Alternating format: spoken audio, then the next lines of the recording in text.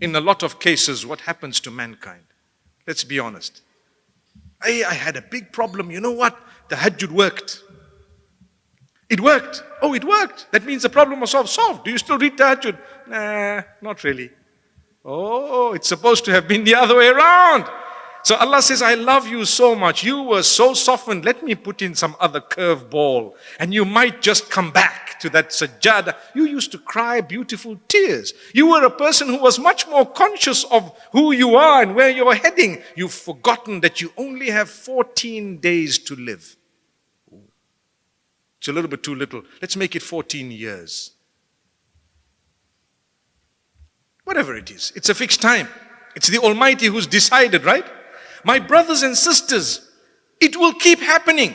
You will have an issue, you will pray, you will get close to Allah, and it will be alleviated. Something else will happen and you will smile again. There will come a time when you won't even believe you had challenges. Many of us, financially, we complain, and we rightly so, in the sense that we complain to Allah, oh Allah, I'm going through a few struggles. I need money for rent and for food and for so and so. But the standard of living is way above what our own standard was 30 years ago. Do you not agree?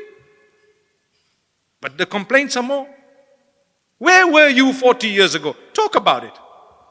Those who are in their 50s or 60s, where were you 30 years ago? Where were you 20 years ago? Has Allah not blessed us? Do we not have a bit more? But you know what?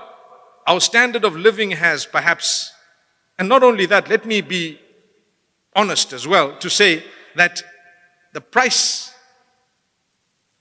and the index and inflation and everything is also to blame.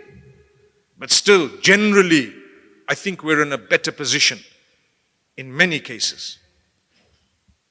Technologically, we are more advanced, so much more.